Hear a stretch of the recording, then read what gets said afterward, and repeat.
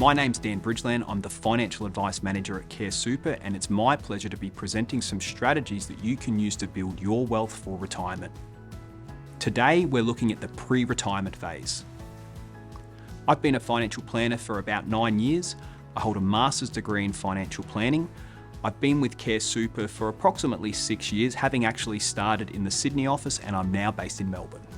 During this presentation, I'll be providing general information only. That means I'm not taking into account your personal circumstances, your finances, or your objectives. You should consider what's appropriate for you, refer to the PDS, consider the target market determination, and ideally seek out skilled and qualified financial advice if needed. Once you reach your preservation age, you may be eligible to start what we call a transition to retirement pension. There are two types of pension accounts. We have a transition to retirement pension and an account-based pension. In this video, I'm focusing specifically on the transition to retirement pension. We have another video on our website that covers the account-based pension. You need your super account while you're working to make contributions, but once you reach your preservation age, you may be able to move funds from super to a pension account. Your preservation age is based off your date of birth. And for example, if you're born after the 30th of June 1964, your preservation age will be age 60. By setting up a pension account, you will be able to draw some income out of super. Under a transition to retirement pension, there's a minimum and a maximum amount that you must draw out, and you can't make lump sum withdrawals. Now, you might be wondering, why are we talking about drawing money out of super when the whole idea is to put money away for our retirement? There can be cases where this type of strategy can be very effective. Let's say someone has a balance of $225,000 in their super. We need to leave some in their super account while they're working and contributing to super. Assuming our hypothetical person has reached their preservation age, we can move the majority of their money from super into a transition to retirement pension. Let's say they move $220,000 of their $225,000 to their TTR pension. They can withdraw up to 10% each year, or $22,000, and this amount is now tax-free if they're over age 60. Be aware there can be tax consequences for anyone drawing income from a pension under age 60. This additional amount from their super might be helpful if someone is winding down their work or moving to part-time hours. They could use their super to boost their part-time income until they fully retire.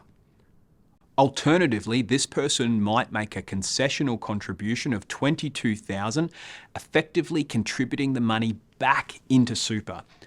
This could drastically reduce the amount of income tax payable, as the money going into super is only taxed at 15%. In effect, we're using the super system by drawing money back out and then contributing it back in to reduce the tax paid. When doing this type of strategy, you need to consider your individual situation and contribution caps. Ask yourself, could this type of strategy be beneficial for you? You'd need to consider how much you should be contributing to super. Should you be maintaining a super account? Should you be rolling some to a pension account? Should you be drawing some of your pension out? And if you do draw some out, should you keep some or contribute it back into super? There are many questions and many reasons for using a transition to retirement strategy, and it's important to seek professional advice. Let's now look at a couple of examples of what this might potentially look like. These are not real scenarios, these are ones that we've made up to demonstrate how a transition to retirement strategy works. Our first example is of Anne. She's age 60 and has 7 years until she wants to retire. She's earning a good income of $95,000, and she's got $200,000 in her super. She has $35,000 in cash, and she still has a mortgage. She would like to keep $10,000 in cash. We're going to start a transition to retirement strategy for Anne. We need to keep a minimum balance in her super while she's working and has contributions coming in. In this example, we'll move $200,000 over to her pension account. This will allow us to draw 10% or $20,000 out of her pension into her bank account. This will be tax-free because she's over age 60. Next, we'll look at her surplus cash. Anne wants to keep $10,000 of her $35,000, so we'll look at the additional $25,000 in savings and add this to the $20,000 we've just drawn from super. This means we've now got $45,000 available to make additional contributions to her super. This will go into her super as a personal deductible contribution. This means it will go in as an after-tax contribution, but will notify her fund of her intention to claim it as a personal deductible contribution. This will change it to a pre-tax concessional contribution and reduce the tax that she pays. Doing this also means she'll maximise her concessional contributions for this year, and she'll trigger her carry forward provisions. As you can see, there's a lot of numbers in this strategy.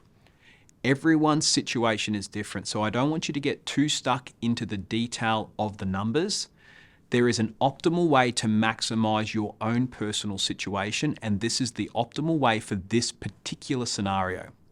But I want to focus on the key numbers that came out of this. You can see Anne's taxable income was going to be $95,000 before the scenario. Because we were able to make the personal deductible contribution, we reduced her taxable income down to $50,000. We've reduced the amount of tax she'll pay this year, but we've been able to maintain her level of income. By using her surplus cash and money from her super, it means that we've been able to reduce the amount of tax that she pays by over $9,000. In this situation, we would review her circumstances again next financial year and reassess other opportunities. Our next example is of a couple. Meet George and Sally. George is 60, and remember that's a key age as it opens up opportunities with a pension, as the income we would draw out is now tax-free. Sally is under age 60 and they're looking to retire in 7 years. They both have different incomes. George earns $95,000, Sally earns $37,000. George also has a higher super balance. They still have a mortgage, and this means they're spending as much as they're earning with no surplus income. They've come to us to speak about their retirement. Like many people, they're worried that they will have enough and what they can do over the next few years to put themselves in a better position. And like many people, you might be wondering, what can they do if they don't have any extra money? In this scenario, there is a significant amount that we can do to help George and Sally now. We'll start by setting up a transition to retirement account for George. George has $300,000 in his super and he's still working. Therefore, we'll need to leave a small amount in his super account. We'll then transfer the bulk over to a pension account, which he can then draw up to 10% tax-free. They've now got surplus cash in their bank account. They could choose to spend this money, or we could use it to make tax-effective contributions to build their wealth. George's income is $95,000, so we'll look at how much his employer is contributing and how much is remaining under the current contribution caps. This is the amount we will look to draw out each year and recontribute as a salary sacrifice or a personal deductible contribution, both of which we spoke about earlier. This will also reduce the amount of income tax that George is required to pay. Let's say George's salary sacrifice is $15,000. Instead of his income being taxed at the full amount of $95,000, he's only going to pay his marginal tax rate on the remaining $80,000, and the $15,000 contributed to super is taxed at 15%. We can also consider a spouse contribution because Sally's on a lower income. We recommend that George make a $3,000 spouse contribution into Sally's superannuation account. This means that George is now eligible for a $540 tax offset. We also recommend that with the money withdrawn from George's transition to retirement pension, that they make a non-concessional contribution of $1,000 into Sally's superannuation. Because of her lower income, Sally will now qualify for the government co-contribution of up to $500, giving her super a further boost. And finally, because Sally's income is $37,000, she qualifies for the low-income super tax offset. This provides a further $500 into her super. For Sally, we would work out the optimal amount to contribute to ensure we're maximising the amount of government support she receives into her super and minimising her income tax. Again, you can see there's a lot of numbers in this strategy, but I want to focus on the key numbers that came out of this strategy. You can see changes to the taxable income before and after our recommendations and how we've drastically reduced the taxable income while maintaining the same amount of income. In fact, we've actually been able to slightly increase their after-tax income. But most importantly, they've got extra going into their super each year and we've improved their situation by over $5,000. As I mentioned earlier, a transition to retirement strategy can be very beneficial, but it's important to discuss your goals and needs with somebody who understands these complexities and can help you find the best options for you. Thank you once again. We look forward to connecting with you either through our ongoing education program of webinars and events or by meeting with you to discuss your personal financial goals. You can find our various webinars at caresuper.com.au/events.